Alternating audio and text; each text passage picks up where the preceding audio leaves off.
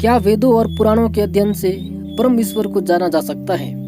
सभी पुराणों को जानने वाले, वेदों का वर्गीकरण करने वाले व्यास स्वयं ही ईश्वर को जानने में असमर्थ थे। वे श्रेष्ठ भगवान विष्णु को बताते हैं, फिर वे लकवाग्रस्त हो जाते हैं। क्या था कारण?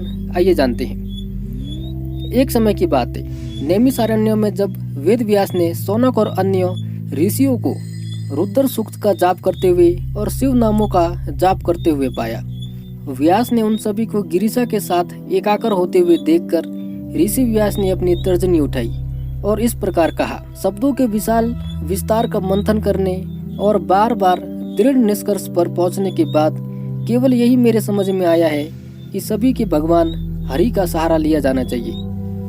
वेद में, पुराण में, रामायण में और भारत में केवल हरि ही हरि मध्य और अंत में आते हैं और कोई नहीं। यह सत्य है, यह सत्य है और यह सत्य है, 3 बार वे दावा करते हैं। व्यास कहते हैं कि जो अल्पबुद्धि मनुष्य विष्णु को छोड़कर दूसरे देवता की सेवा करते हैं, वे बार बार सांसारिक अस्तित्व के रहस्यमय और दर्दनाक चक्कर में प्रवेश करते हैं। सबका स्वामी एक है, विष्णु महानतम से भी महान है। जो उनकी सेवा करेगा वह तीनों लोगों की सेवा के योग्य होगा।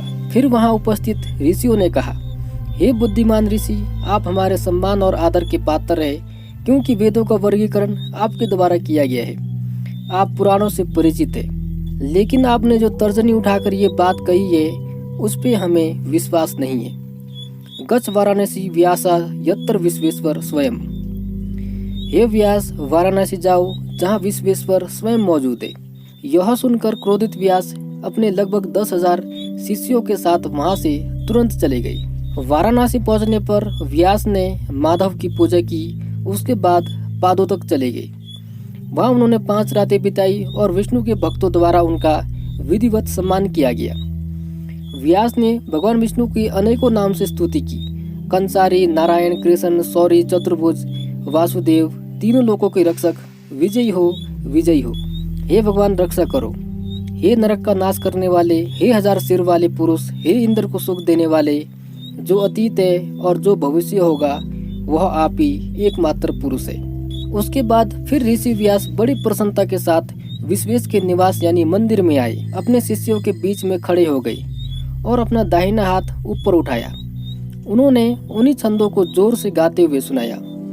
वेद व्यास कहते हैं, शब्दों के विशाल विस्तार का मंथन करने और दृढ़ निष्कर्ष पर पहुंचने के बाद केवल यही समझ में आया है कि सभी के भगवान हरि का सहारा लिया जाना चाहिए।